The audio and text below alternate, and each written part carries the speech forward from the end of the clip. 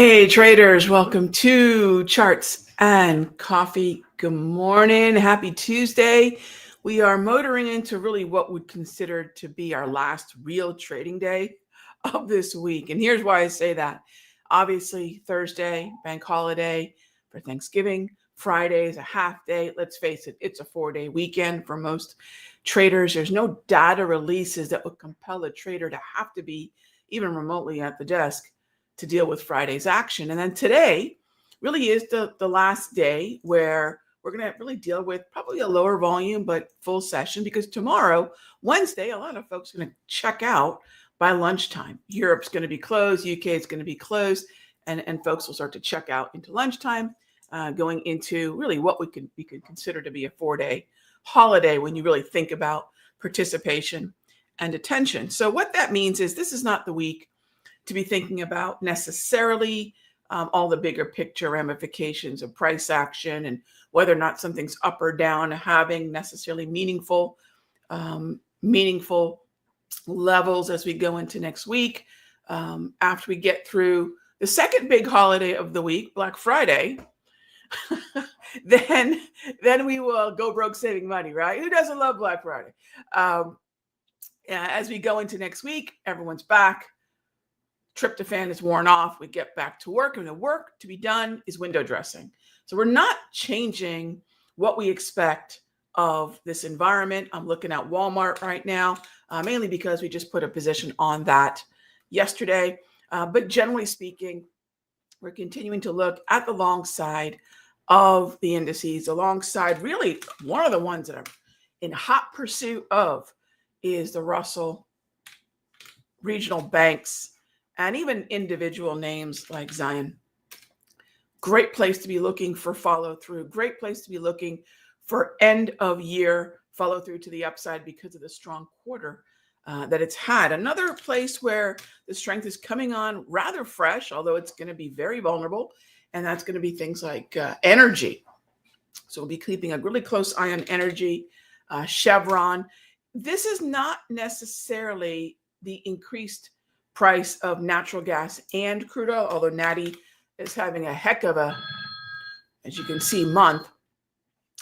This is not a matter of the commodities leading the charge for these stocks to go higher. In fact, Natty's the only one that's up.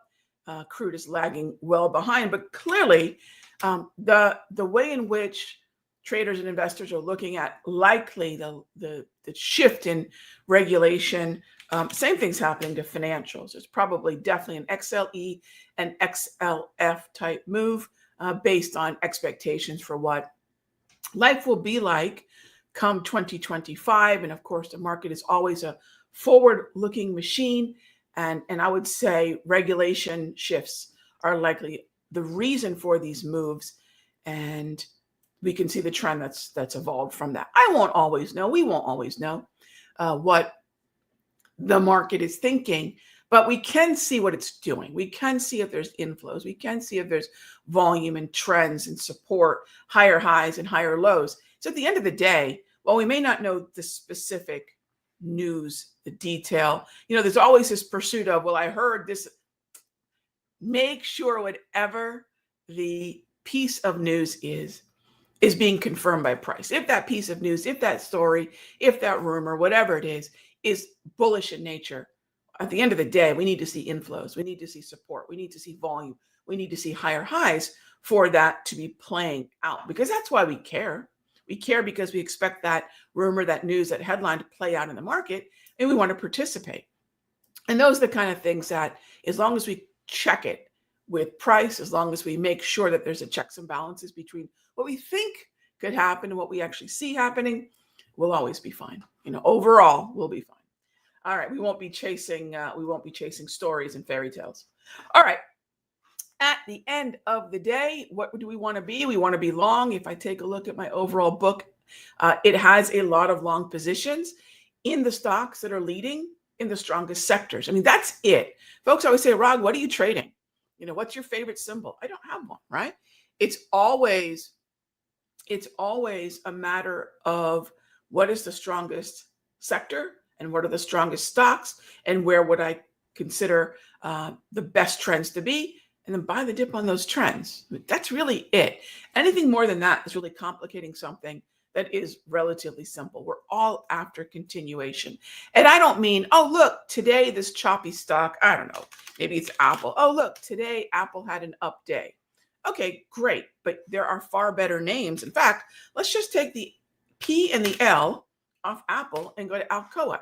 That's what I want. See the difference? And it's subtle, but see the difference? That's the difference between, hey, Apple had a good day, right? And chances are, if we're going to see some window dressing, maybe it does. Nasdaq's heading higher, maybe it benefits. But are we going to be better off waiting for that final move where Apple gets out of its own way after all of this nonsense, right, for the last month? Or is something like this that's been climbing higher, dip up, is that going to be what grows our account, right? And that's just, looking at Apple versus Alcoa. Alcoa is a strong name in a strong sector. It happens to be metals and mining. That's the process, gang. Rinse and repeat. Keep it steady. Keep it simple. There are no favorite symbols. It's really easy to see where traders are, learning, because I've been there, we've all been there, how to trade, because they tend to focus on one or two symbols. And that's not really the way in which we want to trade. We want to focus on where the follow through is. And sometimes it might be the Russell, and sometimes it might be the NASDAQ, and sometimes it might be metals and mining, whatever it is. But to focus on a single symbol is actually really forcing that symbol to help grow our account, not looking at what's most likely to grow our account, right? Okay. That being said, that's where we're at. But what else do we have? Well, in the interest of growing the account, what else are we doing? We're long financials, right? We're long XLF. We're long Wells Fargo. That's what a trend looks like, right? So would you rather be in the Apples or whatever? I'm just trying to pick a magnificent seven that's behaving. Would you rather be in NVIDIA? Who the heck buys that right now? Is it in a strong sector? No, right? Semiconductors are not strong right now. They're actually the least strength right now of the top performing sectors. I think they're at the very bottom. They're barely positive. They're not in any way a strong in terms of the list of strength names at the top of the list, not even close. So even before looking at something like NVIDIA, which is not awful, don't get me wrong, but if we don't use the filter of, is this an outperforming sector, we'll get caught up in buying this supposedly on a dip. And, look, what happens on a day like this? You buy it, and then what's going to happen? I promise you, you're going to end up adding, you end up increasing the position size, because heaven forbid there's a stop loss, right? We want to be able to focus on things that have the movement to go higher. So you know what? Let me show you, right? Rather than telling you, let me show you. So the easiest way to do this is jump on over to, hang on, let me jump on over here. There it is. Okay. This is your normalized performance quarter to date.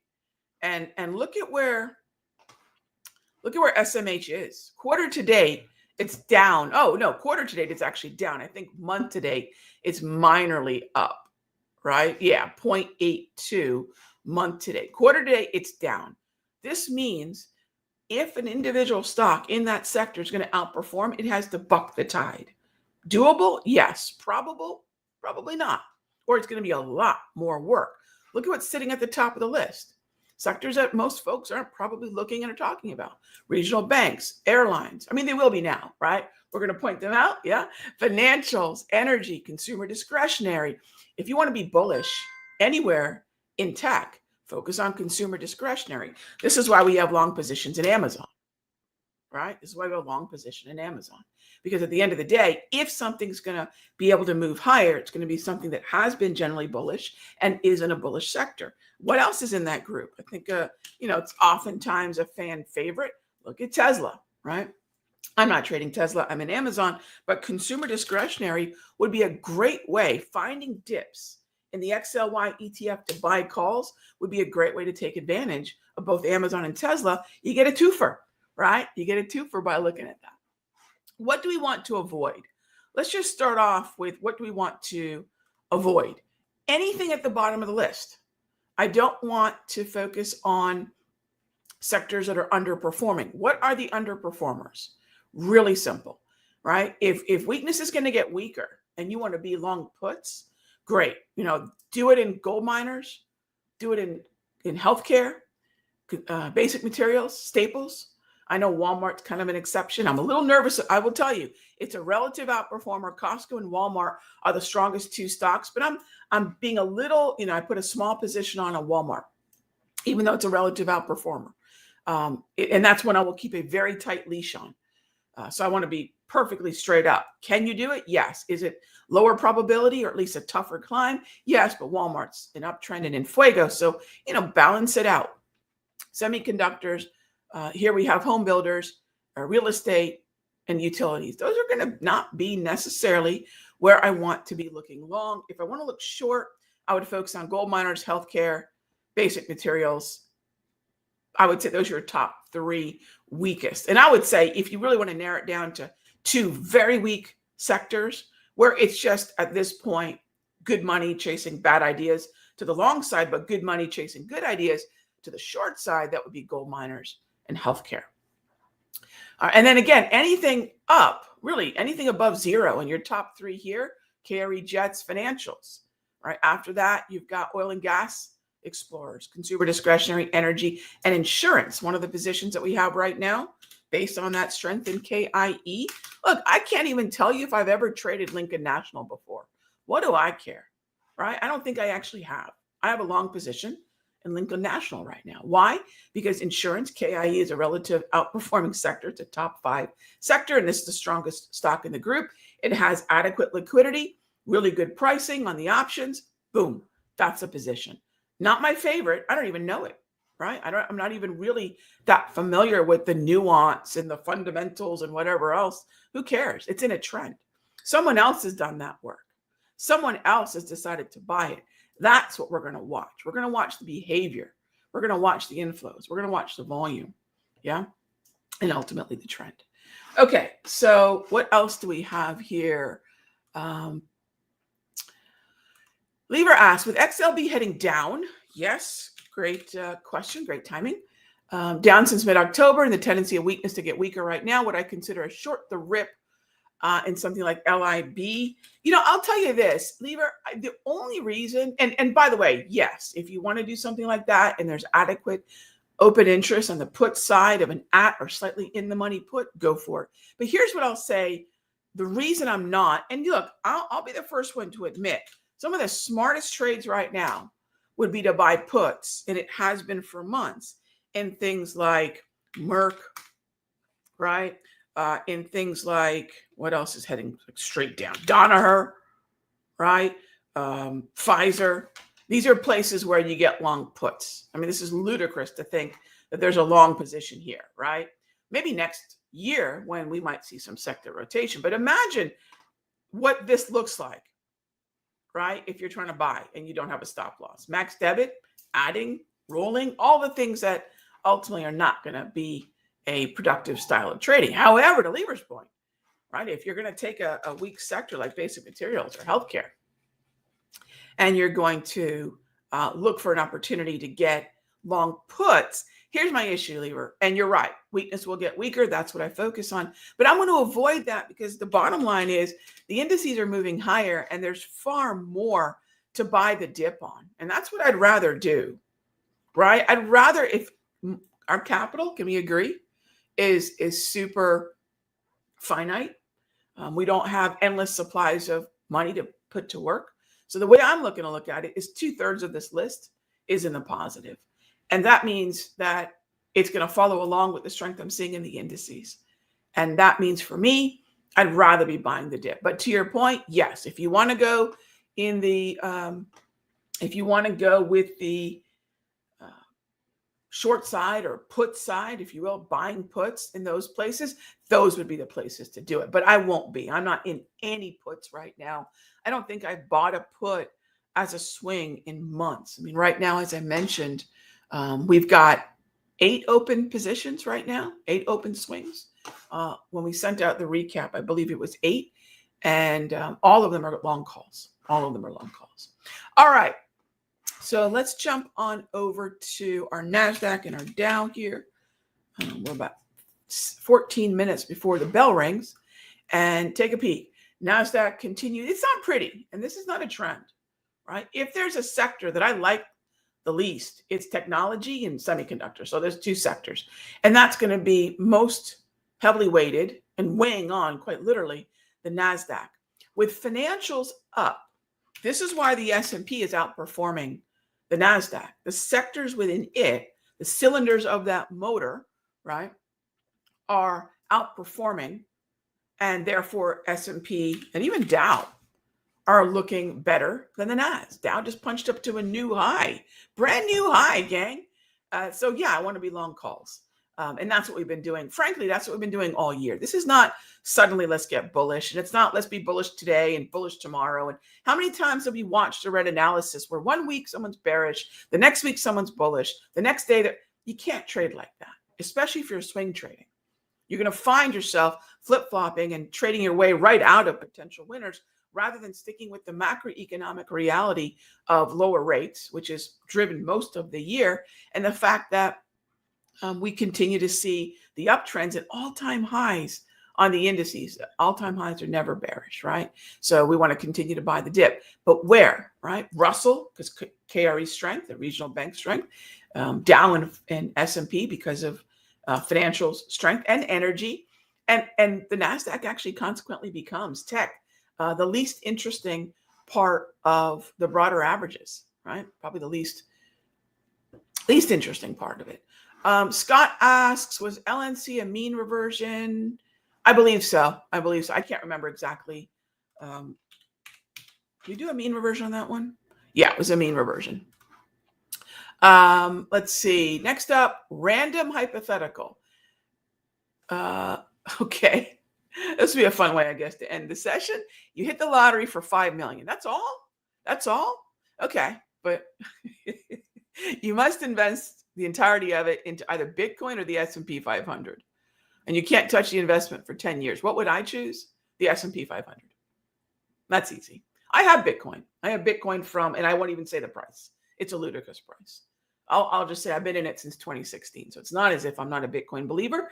I have them. I have a great cost basis. But if you told me 10 years, S&P 500, the longer that time is, though, look, I know right now we're hearing about people who bought things, and they've got coins from 1,000 or 5,000 or whatever. I get it. I don't know how the Bitcoin narrative ends, but if someone said that I'm going to put money to work, and you had to choose, I'm going to always go with the S&P. Yeah. And the longer that period of time is, the more I'll go with the S&P. By the way, luckily we don't have to make those decisions. It doesn't have to be that binary. So luckily, if I had that 5 million, yeah, put 20% in Bitcoin, put the other 80% in the S&P. Luckily, we don't have to do that, but I would always favor the S&P. All right, gang. I will see you all tomorrow. Same time, same station. Oh, and by the way, I would definitely do it because here's where they're both lousy timing.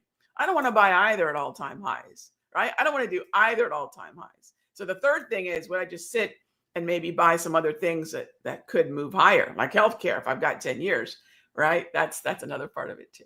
Be good to each other, gang. I'll see you tomorrow. Same time, same station.